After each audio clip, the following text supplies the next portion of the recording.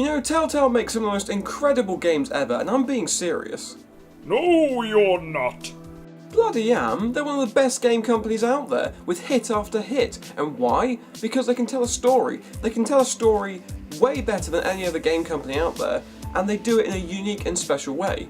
For example, the Back to the Future series, taking one of the best trilogies in film history and then expanding on it and not butchering it with 5 great episodes of story. Buddy, how's my favorite accountant doing? Then take the award-winning Walking Dead series, taking a popular comic and TV series and making their own take on it, and creating something suspenseful and interesting. Telltale just know how to make good games, and do what I love most about media, telling an awesome story. You can take a game with explosions and celebrities much like a film, but with a crap story, it will never be as awesome as one with a story that gets you so involved.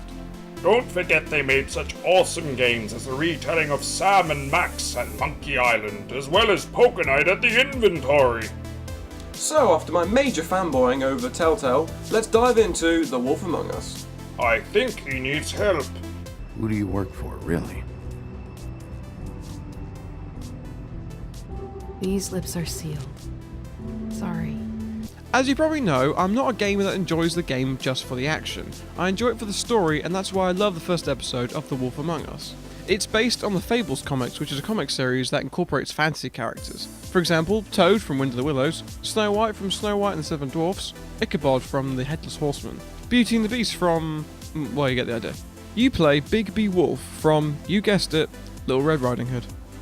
Big B! Listen, mate, I know I don't look human.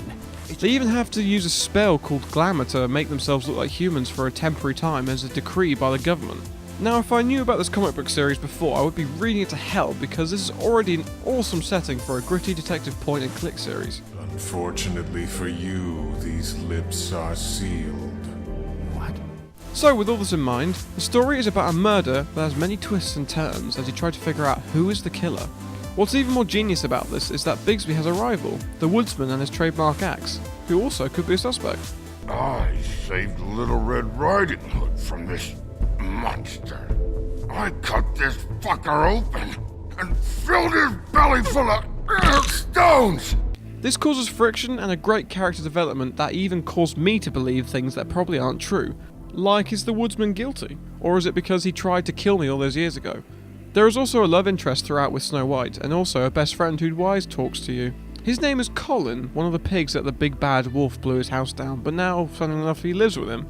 Which is actually funny because I thought they were 2 separate wolves, but that's just nitpicking. The house didn't blow itself down, Bigby. Are there any snails in this story? No, sorry Trevor, we're gonna have to play the other episodes to find out. Bummer. Anyway, throughout the game we learn so little about the characters but enough to make us want more, teasing us with references to the past and present that we haven't learnt yet. It's a brilliant piece of storytelling that needs to be experienced. You and me been going at it for hundreds of years. I'm through fighting. The graphics are a huge selling point for this game, but I do have one criticism. It looks too close to The Walking Dead. Now, I'm not sure if this is because it's the company's new style or because The Walking Dead did so well. But either way, I hope it changed a bit more than this. The Walking Dead has loose lines that look sketched around the character, whereas The Wolf Among Us has clean and straight lines. That is basically the only difference in this game in terms of graphics.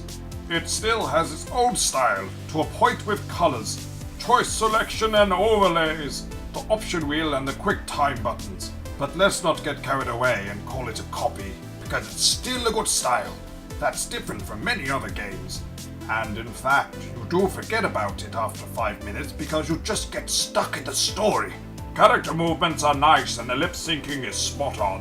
It's just great. I can't complain anymore about the graphics because it just works so well.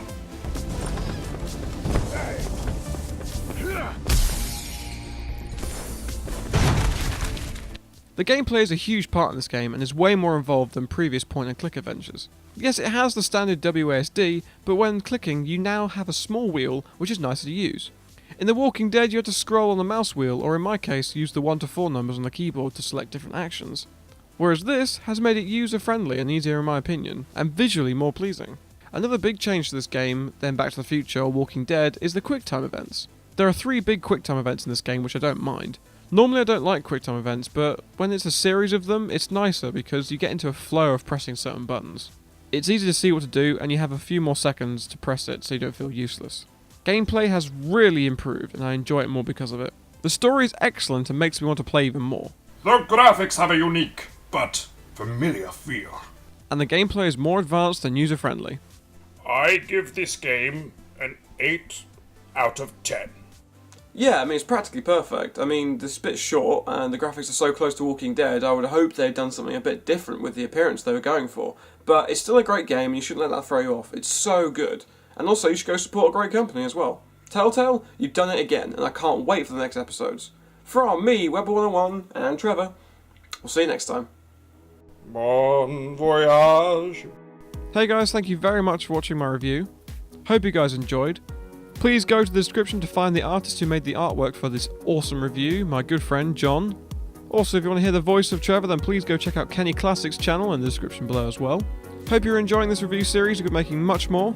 And if you have any suggestions for reviews or just suggestions for anything in the channel in particular, then please let me know in the comment section below and I will respond to you.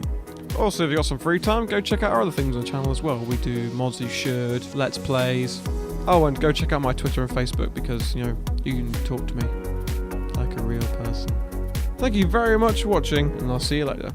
There is a game called A Wolf Among Us. There is a game about your wolfy dick. There is a game called A Wolf Among Us. There's Snow White and other people from fairy tales. There's also no snails in this game, but I don't care. I love it anyway. Just so you know, I want to say I want to buy this game. Oh yeah!